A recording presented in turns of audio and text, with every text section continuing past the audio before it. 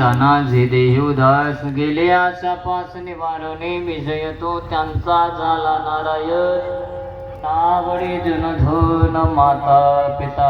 आणि तुकोबराय सांगतात की आम्हाला असे भक्त आवडतात की जे देवाची सेवा करतात, निस्सिम भावानं जे देवाची सेवा करतात ते भक्त आम्हाला आवडतात. म्हणून निर्वाणी गोविंद असे मागे पुढे काहीच साकडे पडू नये दे. आणि संकट पडल्यानंतर देवाची आम्ही भक्ती करतो, ती भक्ती तुकोबराय म्हणतात आम्हाला आवडत नाही. आणि तो भक्त आम्हाला आवडत नाही, कारण निस्सिम भावानं जो देवाला आठवतो, देव साठवतो, तो भक्त त्या भगवंताला आवडत असतो. आणि जीवनामध्ये अजून एक सांगायचं असं की जीवनामध्ये जगत असताना 20 रुपये कमवा.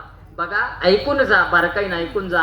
जीवनामध्ये 20 रुपये कमवा आणि त्या 20 रुपये मधले 10 रुपये मामांच्या सेवेला द्या. 10 रुपये मामांच्या सेवेला द्या.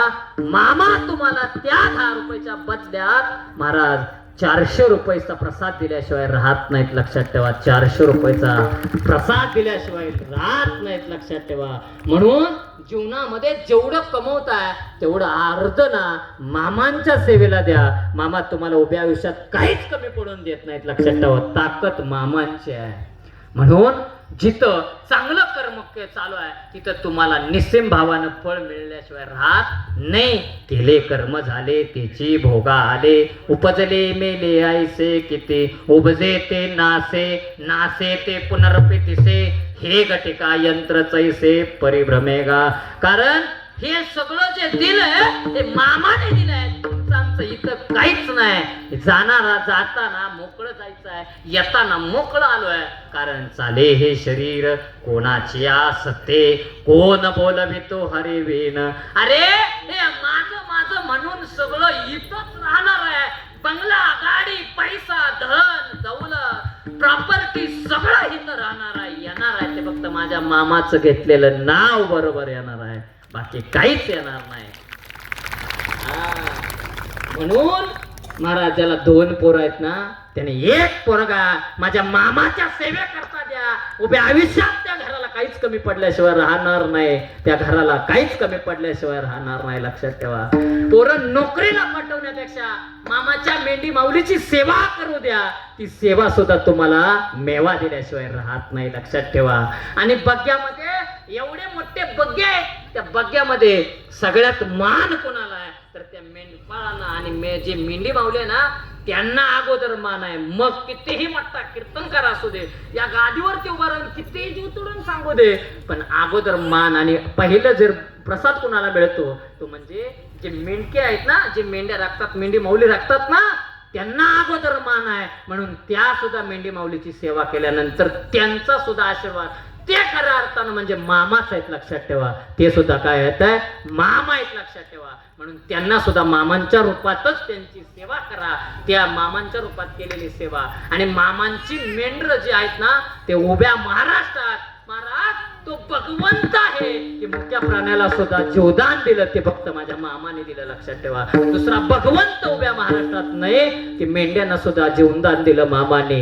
आणि जर गाभणी मेंढी माऊली कापून जर कुठं मुलं होत असतात का, असणाऱ्या मामाने सांगितलं काहीच गरज नाही. आणि जर मुक्या प्राण्याला सुद्धा मामा जर बोलायची वाचा देत असतील किंवा जर हे सगळं करत असताना महाराज, कारण माऊली महावैष्णव लक्षात घेतलं तर मामानी माऊली महावैष्णव ज्ञानोबरांनी मुक्या रेड्याच्या मुखातनं वेद सुद्धा बोलवला. म्या बोलविल्या वेदू बोले, म्या चालविल्या सूर्य चाले, म्या हलविल्या प्राणो हाले, जो जगाते चाले तना.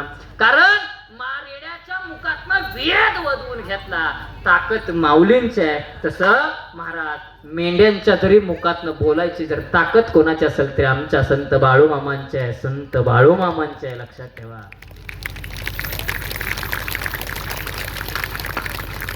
म्हणून आपल्या शेतात जरी मेंढी माऊली आली ना, त्या मेंढी माऊलीला कधी सुद्धा हाणू नका, लक्षात ठेवा. कारण तिच्यात सुद्धा माझे मामा आहेत, लक्षात ठेवा. मामा तिच्यात सुद्धा आहेत. म्हणून मामांची सेवा केल्याशिवाय राहू नका. उभ्या आयुष्यात तुम्हाला काहीच कमी पडणार नाही. कारण हा माझा आलेला अनुभव आहे. मी 2007 मध्ये एकदा मामांची सेवा केली. त्यानंतर मामाने पुन्हा मला 2026 मध्ये सेवा केली, लक्षात दिली. महाराज हे मामांची ताकद आहे, म्हणून निस्सिम भावानं सेवा करा. आणि ती सेवा मामांना आवडते. मामांच्या दरबारात पैशाला किंमत नाही, तुमच्या प्रॉपर्टीला किंमत नाही, तुमच्या निस्सिम सेवेला किंमत आहे. म्हणून वाढायची सेवा असू द्या, देणगीची सेवा असू द्या, अन्नदान करायची सेवा असू द्या, कोणतीच सेवा तुम्ही सोडू नका. त्या सेवेत सुद्धा मामा तुम्हाला फळ दिल्याशिवाय राहत नाही. म्हणून एक पोरगा आहे, त्यानं तो पोरगा मामांच्या सेवेला पाठवा, त्याला काहीच कमी पडणार नाही. दुसरा पोरगा आहे ना, तो माझ्या वारकरी संप्रदायाला पाठवा. उभ्या आयुष्यात त्या घराचा उद्धार झाल्याशिवाय राहणार नाही, उद्धार झाल्याशिवाय राहणार नाही. म्हणून सगळ्यांना जाता जाता माझं एकच सांगायचं आहे की आपली जी पोरं आहेत ना, त्या पोरांना माझ्या वारकरी संप्रदायामध्ये आणा. वारकरी संप्रदाय वाढला पाहिजे आणि मामांची मंदिरं गावागावात झाली पाहिजेत, गावागावात मामांचं आदमापूर वसलं पाहिजे. यात साक्षीदार सुद्धा झालो पाहिजे. लक्षात ठेवा, जे आदमापूर आहे ते आदमापूर तुमच्या तेरवंडे गावात झालं, याच्यासारखे तुम्हीच भाग्यवान ठरला. लक्षात ठेवा, कारण इथं आल्यानंतर महाराज मला आदमापूर प्रति आदमापूर असल्यासारखं वाटलं, आदमापूरला गेल्यासारखं वाटलं. असंच आदमापूर तुमच्या इथं वसलंय. म्हणून एकदा तुमच्यासाठी एकदा जोरदार टाळी वाजवा. असे मागे पुढे काहीच चाकडे पडू नये दे, विषय तो त्यांचा झाला नारायण. नावडे जनधन माता पिता. आणि जीवनामध्ये तुम्ही जन्माला आल्यानंतर चांगलं कर्म करा. आणि कर्म करत असताना जर चांगलं कर्म नाही करता आलं तर वाईट कर्म करायला लागू नका. आणि वाईट कर्म जर केलं तर तुकाराम महाराज तिथं म्हणतात की तुम्हाला कुठे जावं लागेल, नरकाला जावं लागेल. म्हणून जीवनामध्ये चांगलं कर्म करा आणि ते कर्म केलेलं तेच कर्म तुमच्या बरोबर येत असतं.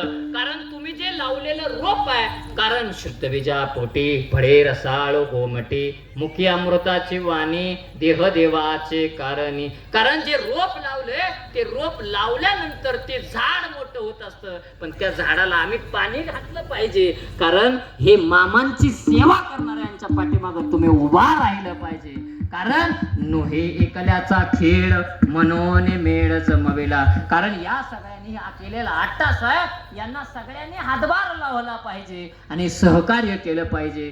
कशाच्या ना कशाच्या रूपानं तुम्ही सहकार्य केलं तर ती सुद्धा सेवा मामांपर्यंत पोहोचते. एकदा प्रेमानं मोठ्या भजन करू. विठोबा रखुमाई जय जय विठोबा रखुमाई.